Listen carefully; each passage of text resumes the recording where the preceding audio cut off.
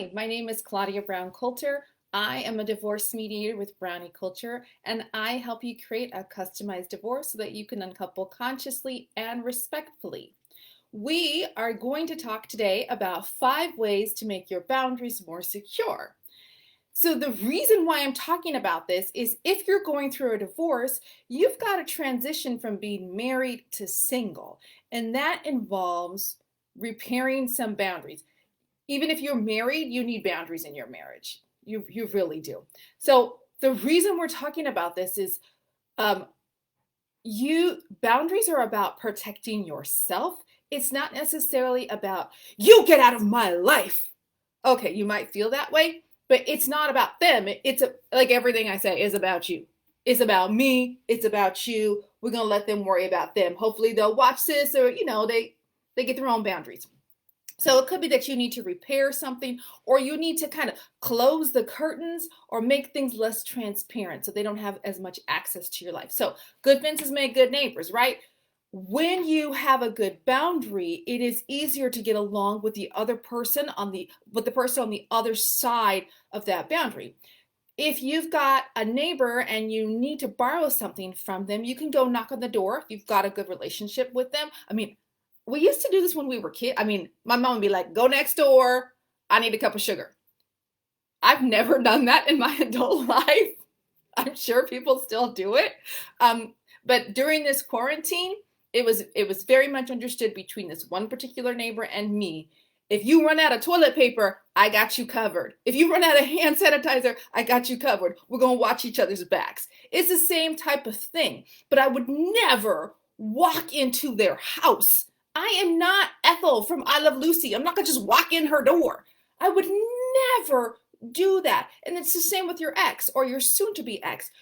You're either married and about to not be married, or you're no longer married. So it's like, you don't have the keys to my house anymore. You don't get to just walk in. One of the reasons you do this, besides yourself, is for your children. It makes it better for your kids because you guys are not as close anymore. You and your spouse or soon to be ex are not as close anymore. So I don't really fight with people that I'm not super close with, right? I don't know you. I ain't got nothing against you. I'm not going to fight. So when you have secure boundaries, it creates more safety for yourself and for your kids because you're not arguing so much. So if you know me, you know I got like analogies all the time and stories. When I discovered I was okay at analogies, I wouldn't say I'm really good because then you're going to hear this analogy be like that. Okay, I don't know if that works.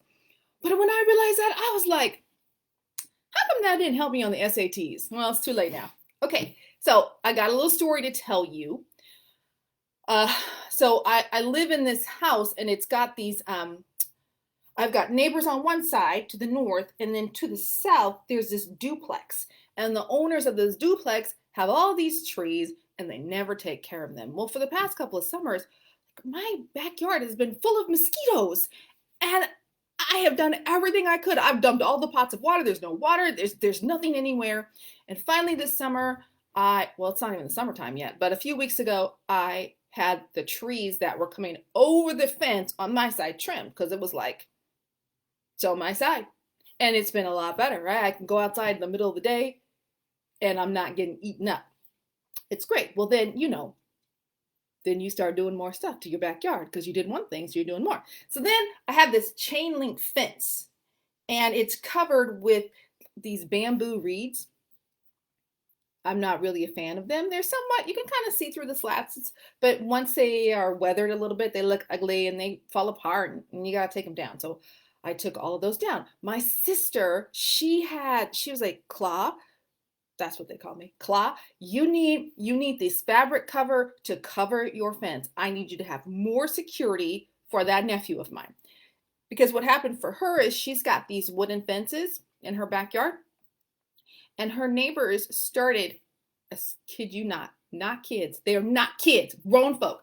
They started to peek through the slats at my family, at my sister's family. I know. Like, what kind of crazy is that? Anyway, so she's been telling me for about maybe 2 years now, I need you to change that. I need you to recover, get the stuff I got. So finally I got the stuff that she got to kind of seal up it. The wind will still blow through it, but it covers that fence. So I took everything down. Oh my gosh, I think it took me like a week. And then of course there was all those trees that had been cut down, but there was tons of leaves. So I'm breaking all this stuff and it's fine. And she lives an hour and a half away. So she's like, Claude, I'm going to come up on Friday. Well, that just didn't happen. So I think I went for about, which was cool. Like, this is volunteer labor. She's volunteered to come up here and help me put this cover on my fence. So I'm not going to be like, girl, where you at? I'm like, that's cool. That's fine. You're a volunteer. I appreciate whatever you can come up here. It's not like we live around the corner. So for about a week, even though no one, it's very rare that anyone goes outside in the backyard from the duplex, but for a week, I felt fully exposed. The chain link fence was there. It's secure. Nothing, nobody's going to just walk into my backyard. But you could see right through. And I felt completely exposed. So she came and she brought my niece up, which was great. And we spent several hours working on that fence, getting it completely covered. She made me buy two so that she's like, it's transparent. So we're going to do another layer to make it less transparent. And then she's very particular. There was this little area by the shed. I'm like, nobody's going to look back there. She's like, no, we're covering that up too. We're going to change the way we're doing this. We're going to take this little piece. We're going to cover it up here. I want you fully secure back here. I don't want anyone looking at my nephew. And I'm like, okay, you paranoid. She's like, maybe somebody else will move in back there. I need you covered. Okay. So we got that done. It was great. I'm really grateful. I was surprised within a couple of days how much more secure I feel. The boundary is secure, but it is less transparent. So now I go into my backyard, I actually feel safer. I actually feel more secure. And that made me think, when I set up boundaries in my life, they're for me, and the more they're in force, the more secure I feel.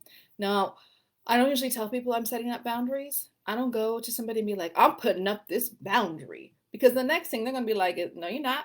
No, you're not. They're going to challenge that. So I don't tell people that.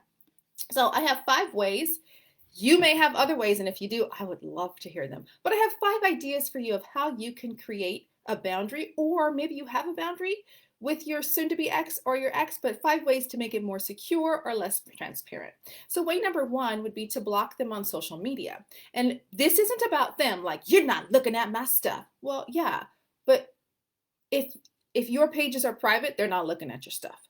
If you've unfriended them. But if theirs aren't, it's very easy for you to go down that rabbit hole, and then you're following them and like, oh, who are they with now? And you like that picture of them? I can't believe you like that picture of them. You're not my friend anymore. Block them on social media. It'll create safety for you. You will feel more secure. And you also don't go down that rabbit hole of looking at their stuff and analyzing their life. That's not healthy.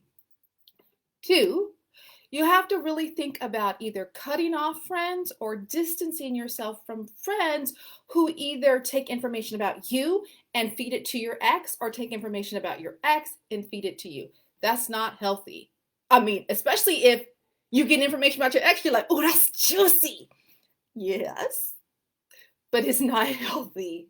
So you want to begin to distance that relationship so that you are protected mentally, okay? And then you don't want your ex or your soon-to-be ex to know details about your life, and oh, this happened at work, and oh, I'm running a 5K. They don't need to know that. They're not privy to that information anymore. They've lost the privilege of knowing that information about you. And it's not right for a friend to share that information with them, or for their friend to share that information with you, because you've lost that privilege too. A third way to create more secure boundaries is to let go of in-laws. So my uncle, he had been married several times, and we all loved his second wife, Debbie. We loved Debbie. She was so nice. She was so kind to us. They got divorced.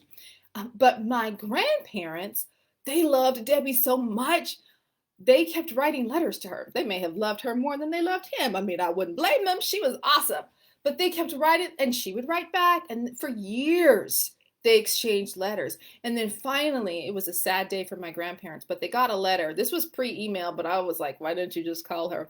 Anyway, um, one day they got a letter that said, hey, I'm getting married again.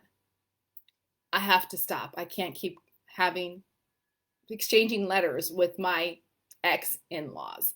And that made them sad, but they respected her decision. And that was something that was healthy for her. So if you have a close relationship with your in-laws, it might be a good idea to distance yourself and then really end that relationship.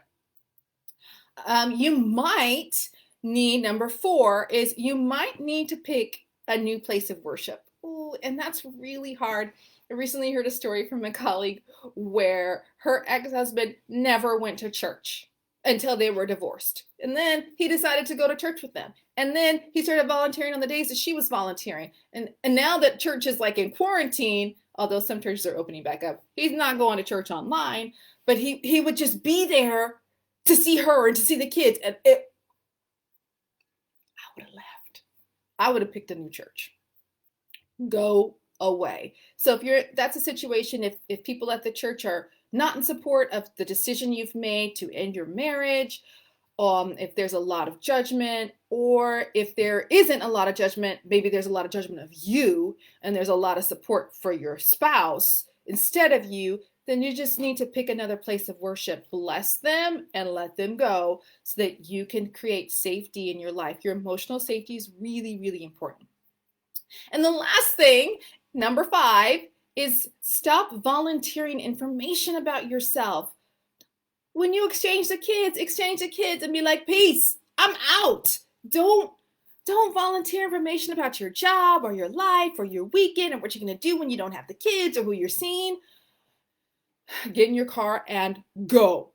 They don't need that information. Don't share that information with them. You will be happier.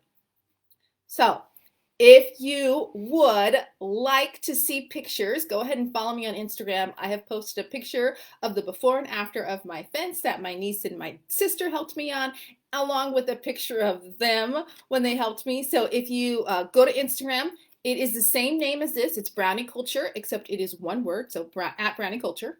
You will know you've got the right profile because my profile picture here in the yellow is not orange. What's wrong with me? I took that picture. I was in that picture. In the yellow jacket, the picture of me in the yellow jacket, it's the same profile picture on Instagram I'm wearing. I did that on purpose, not for lack of creativity, so that you could look at my Facebook, you could look at my Instagram and be like, oh, that's the same girl. So follow me on Instagram at Brownie Culture, one word, in order to see the pictures of the before and after of my fence. And lastly, thank you for joining me today. Lastly, I want to hear from you. So drop a message below to let me know what is one thing, either an idea from here or from today, or something that another idea. What is one way you are going to make your boundaries more secure or less transparent? So let me know, once again, what's one way you are going to make your boundaries more secure or less transparent. I'll be checking this feed a lot today. I can't wait to hear from you. Remember, I have faith in you. I know you can do this. You have a great weekend.